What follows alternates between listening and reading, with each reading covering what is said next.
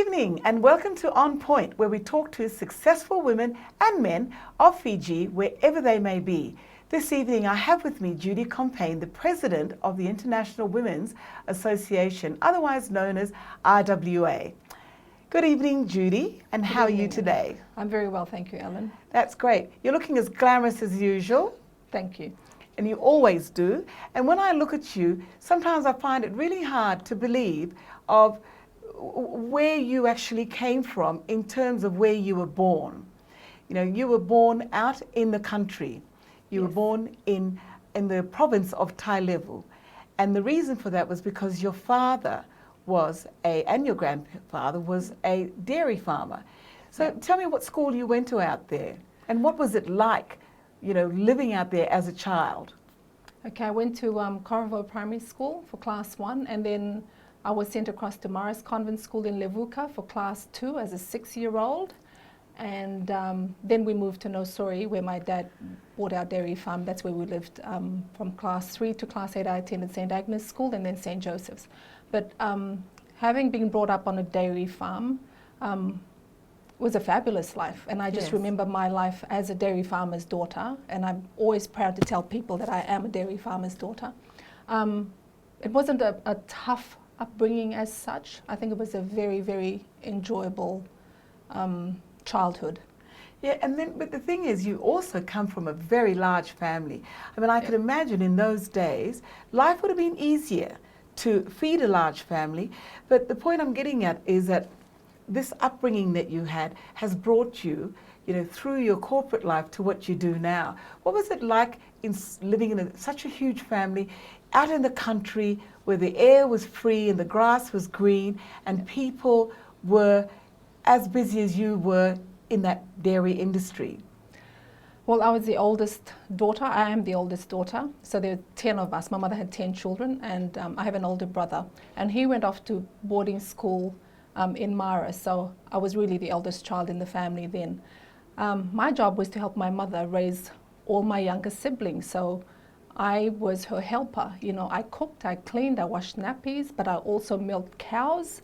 And I farmed for my father because he took part in athletics. Right. So this whole giving is about is watching how my parents were. They gave so much. They helped, you know, my Fijian side of the family. They more or less educated most of my first cousins. And when we moved to Nosori, my dad started off the athletics club in Nosori. So we used to gather all the villagers from Nosori and transfer them to the stadium, and we used to take part in athletics. So it was always about doing things for others and just giving back, because we were a little bit more fortunate than most people. Yes. Yeah. And in those days, and there was what we refer to as the colonial days, you'd have had the harnesses, the roads, other families there that were in the dairy industry. Yeah, but I was a very little girl then. But even after we moved, they still remain there. The harnesses are still out there on the dairy farms, and so are the Compains. Right, and yes, and the Compains, and that's a French name, isn't it? Yes. So my grandfather was French. His father came from New Caledonia, and started off the dairy farm. My grandmother, her family was the Rhodes, and her brother was a dairy farmer as well. She came from New Zealand to Tailevu, and she met my grandfather in Tailevu, and they married. He was much, much older than she was, and they had 3 children. She went back to New Zealand, but my grandfather died and is buried in Corvo with my dad. So that saying, push Tailevu, definitely refers to you as well. Absolutely. And I'm sure you say that with great joy. Yes. You then came to Suva. You went to school at St. Joseph's, St. Agnes and St. Joseph's. You had a long career in banking. Yeah. And then you became part of that community. Every community have people like Judy Compain. There are always these glamorous, well-to-do, very well experienced from the corporate industry that then, not to necessarily retire, but come out to help the community. And one of your biggest things, and one of the bravest things that you've done and continue to do, is to help women, needy women, in the empowerment, in trying to improve the health system for them. So you became chair of IWA because you were vice president once, and then you came into as the president. What is IWA? Okay, the IWA is an international organization, but we're registered locally. We have about 62 members right now. We're made up of women from about 15 different countries, and they're local women as well as expat women. And we gather once a month for meetings, and it's fundraising on a smaller scale. And what we do is try to assist as much as we can in the areas of health and education for women and children. Yes, your mission statement on your Facebook page says that the IWA's mission is to promote and assist the physical, educational and social welfare of needy women and children in Fiji. Can you describe just how needy the women are and the children in Fiji? Okay, when I say needy women, I think I had removed the needy from our vision statement. I mean, it's just something that I wanted. We just want to assist women and children, who are less fortunate than we are. One of the areas that I find easier and where more women and children will benefit is at the hospital. Right. So that's, you see the conditions of where the wards are and where they recover, where they undergo treatment. And it's just trying to make those little improvements. We've also worked, outside in the communities. There's we've gone to the St. Giles Hospital, we've gone to the Home of Compassion, we've done the Wellness Centre, some of those, and that just all benefits a lot of the women and children. Yes, and some of the things that you do, Judy, are quite controversial. At times we've heard of a number of stories and incidents that have happened, but you just keep pushing through. Where does that come from? Probably my French blood, just being a stubborn person, and it's. I think when you're doing something that's right, I'm not going to have somebody tell me that what I'm doing is wrong when I know that it's right. So it's probably a little bit of stubbornness, but it's about doing what's best and what's right. And I think that's all I really am about. Right. Yeah. And in doing what you do, how do you actually select the projects that you decide or that the IWA committee decides that they would work on? Well, I usually look for these projects. So it's like going to the hospital and talking to the doctors and finding out what their needs are, where their needs are, and then just working with them just to give them what they want. And in the area that you're actually now focusing on is actually the Children's Hospital. Yes. So I've just in the last week completed renovations to a whole the procedure room at the Children's Hospital, and that was renovating and upgrading and giving them that room a complete new clean look. And because this is where the children go in for their injections, to change their dressing when they're admitted in the wards, and it was really old and a little bit dark. And the cupboards were, really, really old and in need of... like, how big was the room? How many meters square do you think it was? It's a 3-bedroom. Right. So it holds 3 beds. And because it's children just coming in and out just to have their shots and change of dressing and all. And then they were, they have all medication. So you walked into the room and there was boxes of medicine all over the floor. Wow. And, you walk in and you look at it and you think, this is not right. They needed a better place. Hold that point. We'll come back to it. You're on point with Ellen Whippy-Knight and Judy Compain, the president of IWA, which is the International Women's Association.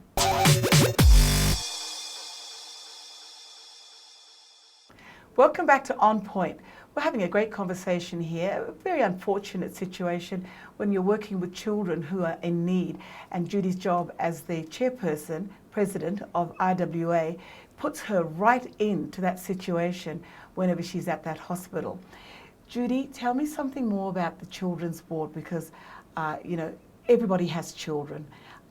I gave birth at the maternity unit here in Fiji, long before I went to live in Australia. But going back to the children's ward, how much work needs to be done in that area, and exactly what kind of work is required?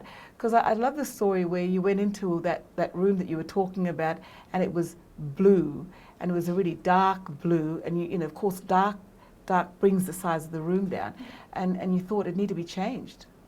Yes, that's one of the unfortunate things, is that when people want to give back, and people have a genuine desire to give back, but sometimes in saying that, they don't realize that the colors that they use in the hospital doesn't benefit the doctors as such, because when they're looking after children and there's not enough light and the room is blue, they find it really hard to find a vein to stick a needle in. Oh, right. And so by brightening it up, like we did last week, it just gave the room a bigger look, a brighter feel. The doctors asked for more lights, we gave them more lights, and it'll just help them make their work so much easier.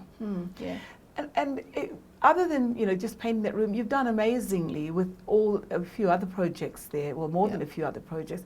But what is, in general, just so that the community knows, is the kind of work that the hospital, the children's ward needs? Well, for now, I think clean, clear looks, which is nice light colours.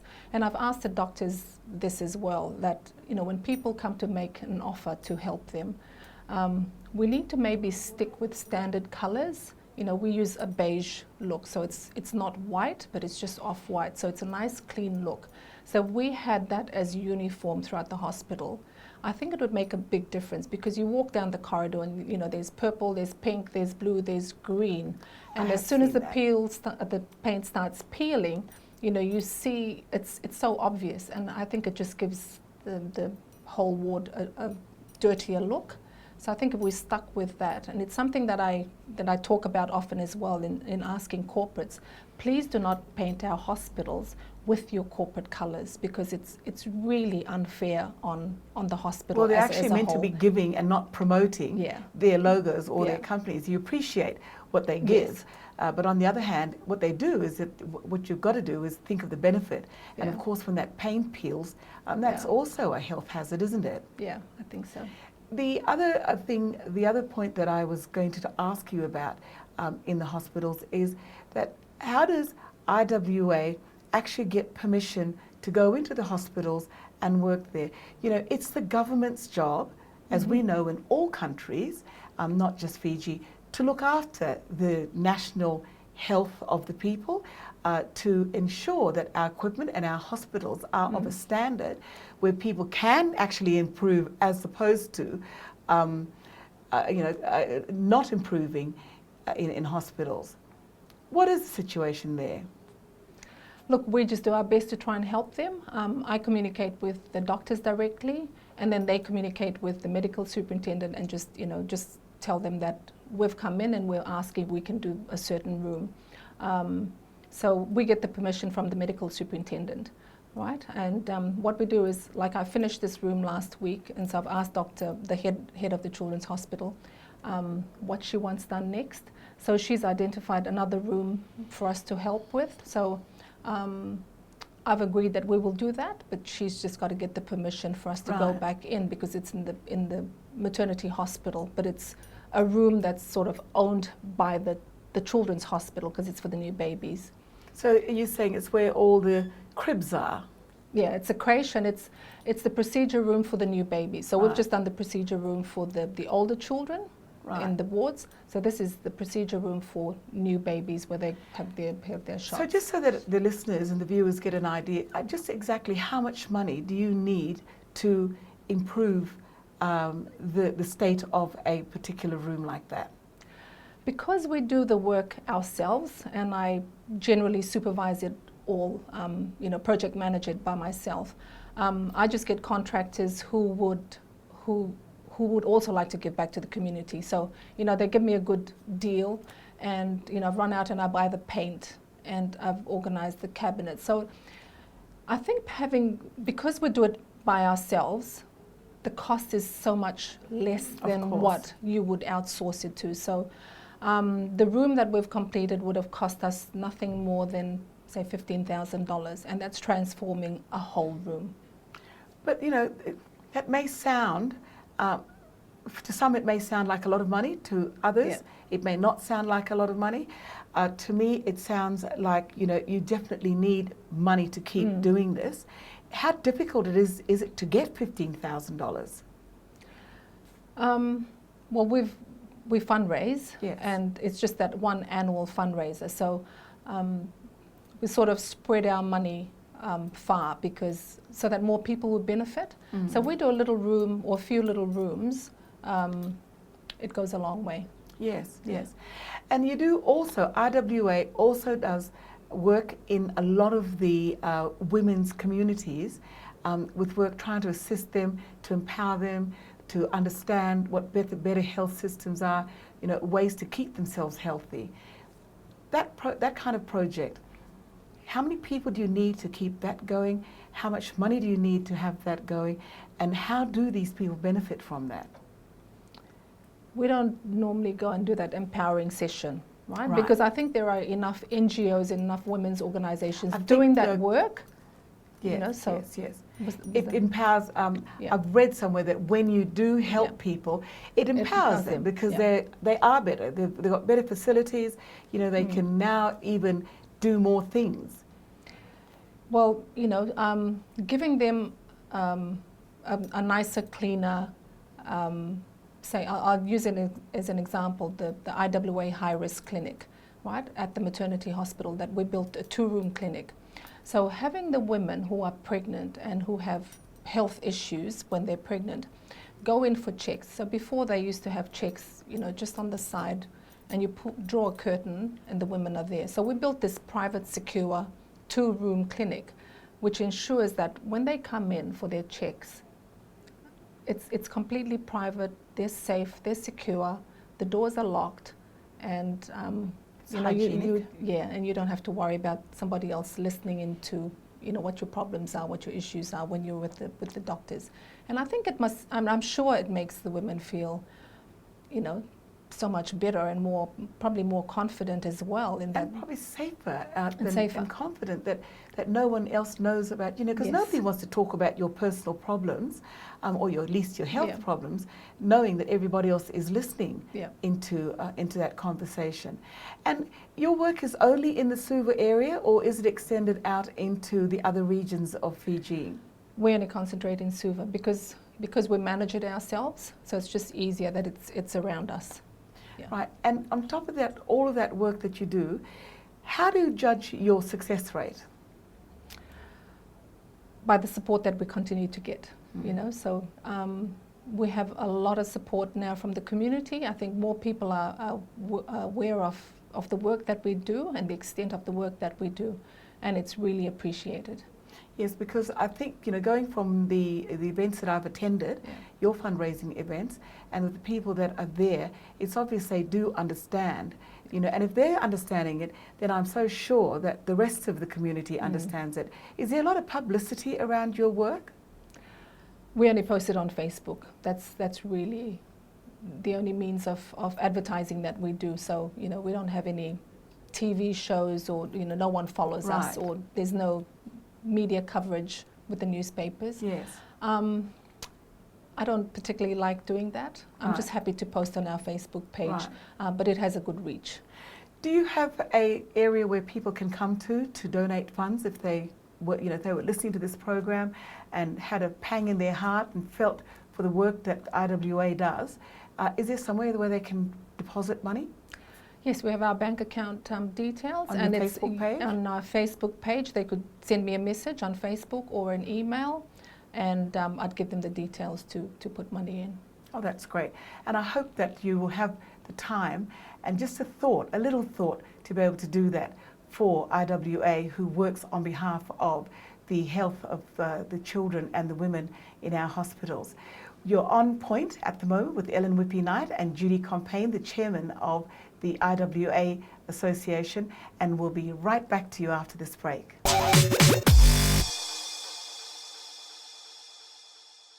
Welcome back to On Point, where I'm chatting with Judy Compain, who is the president of the International Women's Association. Judy, I really wish that I could go and buy a lottery ticket, which I can do, and if I win, I'm going to give you if not most of it, some of it, because I also need, funding as well for the projects that I do. And I understand just how hard it is knocking on doors. And I can see from your makeup that one door closes, you'll just keep moving on to the next door. And, these kind of events can't happen successfully without corporate assistance, corporate donations. How difficult is it to get corporate assistance? And you must have some sponsors, because I do know that I was at your ball and Digicel, featured prominently. Okay, it can be quite difficult getting assistance from corporates, because everyone has their budget. They allocate their budget for different events, different projects. We were fortunate at the ball that we had 16 corporate organizations support us. Digicel has come on board as probably our largest supporter. They spent $25,000 on the children's doctor's room, where they fabulous. They paid for a teleconferencing facility, so now the doctors have a big 55-inch screen that they use almost daily, communicating with the other hospitals. We refurbished the whole doctor's meeting room, and this is where the doctors meet every single morning, and more or less spend their time in between their shifts and between checking on children. So now they've got this fully air-conditioned, clean, big boardroom table, decent chairs, curtains, nice, decent working environment. And then, as you saw on Saturday as well, Digicel also gave us a further $10,000. So they've given us $35,000 in total, and that's the largest donation we've ever received from any corporate organization, just from giving and just to help us assist with projects. The other corporate organizations, we have to ask, and it's just trying to convince people that if they give us their money, it benefits the wider community. So I wish more of them would get that, and that they would understand, and that they would provide us more support. But we're grateful for what we get. I immediately think of companies like Taubman's and the other paint company, Dulux, because they manufacture paint, and half of the jobs that you've been doing, where you've actually got the community involved, is painting these buildings so they look aesthetically pleasing, to start off with when you walk in there and you're sick. I would imagine that people like that would just jump at the gun and say, right, here you are. I look at the banks, and I look at all the top manufacturing companies in Fiji, and I would imagine, knowing at the same time that there are lots of other similar organizations, but one of the things about IWA is that you walk the talk, and you can go into the hospital and see exactly what you've done. So I'm rather surprised that more of it hasn't been given, because just a little bit makes up a big sum, doesn't it? Yes, that's why I said it is disappointing. That a lot of them probably don't know the extent of the work that we do, and it would be great if we got a lot more corporate sponsorship. Having said that, we've got people like Vili Lenga and Pacific Manufacturing. He's another large, personal donor as well. We have our auditors, KPMG, they support us all the time. We have Munro Lees, we have Ernst & Young. Another one that I must mention is Cope Construction. They did the cabinets for the procedure room, and they're always willing to do whatever we want, and donate whatever they can. But other than that, there's Coca-Cola as well, isn't there? Coca-Cola gave us our drinks for Saturday's event as well. Yeah. Yes, and they're another fabulous contributor to all these kinds of events. And the issue is that without the support of these people, it's very difficult to keep moving on to help such people. The other question I had for you, Judy, is that with all the events, all of the projects that you've run, and you've done so many, because IWA has been around for at least 20 years, hasn't it? Yeah. Where do you see the most successful projects being, and how do you gauge that it is successful?